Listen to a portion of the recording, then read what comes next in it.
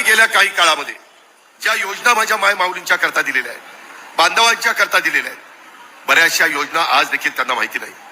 मुख्यमंत्री माझी लाडकी बहीण योजना माहिती आहे.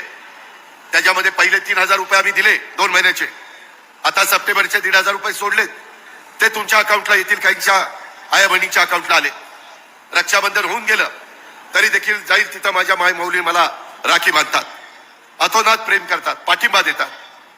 ते सांगतात की दादा तुम्ही आमच्या करता एक चांगली योजना आणली, सरकारने आणली, महायुतीने आणली, आणि धनंजयनी सांगितलं तसं विरोधक टीका करतात. काही जण म्हणाले की आम्ही सरकारमध्ये आल्यानंतर ती योजना बंद करू. का रे बाबा, तुमच्या का पोटात दुखतं?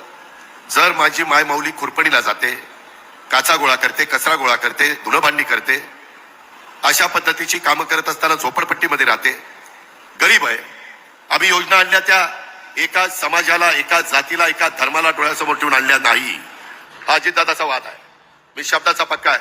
माय माऊलींनो, आता तुम्हाला जो काही आता सप्टेंबरचे पैसे सोडलेत, आमचीच मुलगी आदिती तटकरे त्या खात्याची मंत्री आहे.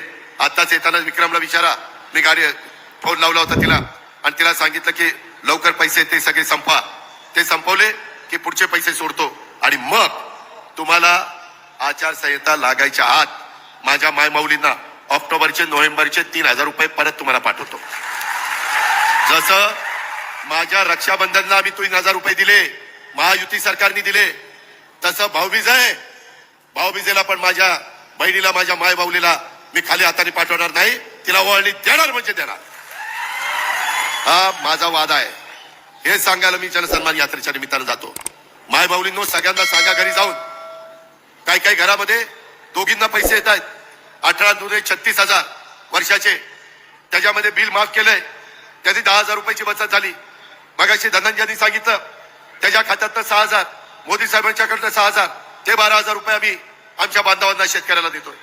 अशा पद्धतीनं वेगवेगळ्या प्रकारे 60,000 ते 70,000 रुपये हे एका कुटुंबामध्ये जात आहे.